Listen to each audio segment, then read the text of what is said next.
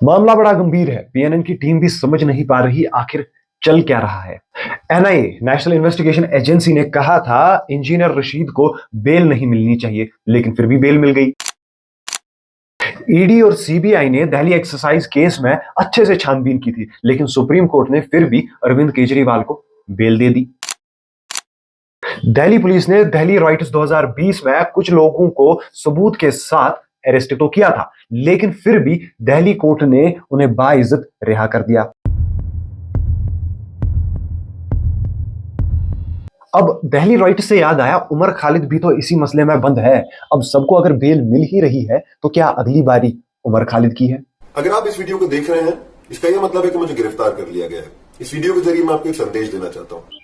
आइए दोस्तों, इन मसलों पे तफसीलन बात करें। देखिए, बात है अगस्त 2019 की, जब इंजीनियर रशीद साहब को अनलॉफुल एक्टिविटीज प्रिवेंशन एक्ट के तहत अरेस्ट कर लिया गया था, लेकिन 10 सितंबर 2024 को इन्हें बेल मिल जाती है ताकि ये इलेक्शन में अपनी कैंपेनिंग चला सके। हालांकि एनआईए ने इस बेल को पूरी तरीके से अपोज किया था, क्योंकि एनआईए का कहना है इंजीनियर रशीद साहब ने 2611 मास्टरमाइंड हाफिज सईद को डिफेंड किया था अपने पॉलिटिकल कॉज के लिए। साथ में वो जम्मू कश्मीर को अलग करवाना चाहते हैं इंडिया से। ये छोटी मोटी एलिगेशंस नहीं है, देश को तोड़ने की बात हो रही है। इसी वजह से पिछले 5 साल से इंजीनियर रशीद साहब तिहाड़ जेल में बंद हैं। फिर अचानक क्यों इंजीनियर रशीद साहब को बेल मिल जाती है? नेशनल कॉन्फ्रेंस के वाइस प्रेसिडेंट उमर अब्दुल्ला का कहना है बीजेपी अवामी इत्तेहाद पार्टी के साथ हाथ मिलाकर इस इलेक्शन को जीतना चाहती है। पीडीपी चीफ महबूबा मुफ्ती का कहना है इंजीनियर रशीद साहब या उनकी अवामी इत्तेहाद पार्टी बीजेपी की प्रॉक्सी है।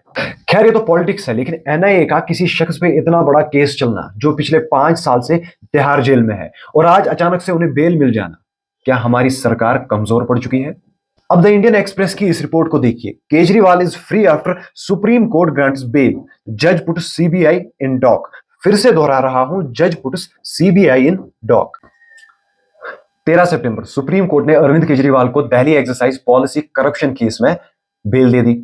ईडी और सीबीआई ने कई सारे लोगों को इस मसले में अरेस्ट कर लिया था, जिनमें संजय सिंह और मनीष सिसोदिया भी आते हैं। आखिर में 21 मार्च यानी एग्जैक्टली 6 महीने पहले इन लोगों ने दिल्ली के चीफ मिनिस्टर अरविंद केजरीवाल को भी अरेस्ट कर लिया। लेकिन इतना बड़ा केस होने के बावजूद, इतना ज्यादा टाइम लेने के बावजूद ईडी या सीबीआई कुछ खास सबूत पेश नहीं कर पाती। सुप्रीम कोर्ट ने सीबीआई पे तमाचा तब मारा जब जस्टिस सूर्यकांत ने कहा अरविंद केजरीवाल को कैद में रखना आजादी से नाइंसाफी है। दूसरी तरफ जस्टिस ओजल बुयन ने कहा सीबीआई का केजरीवाल को अरेस्ट करना अनजस्टिफाइड है। लेकिन सवाल यह है, अरविंद केजरीवाल को 6 महीने के बाद इलेक्शन के टाइम पर ही बेल क्यों मिल जाती है? कई पॉलिटिकल ऑब्जर्वर्स का यह भी कहना है आम आदमी पार्टी और कांग्रेस के बीच हरियाणा में वोट ब्रेक करने के लिए यह एक पैंतरा आजमाया जा रहा है।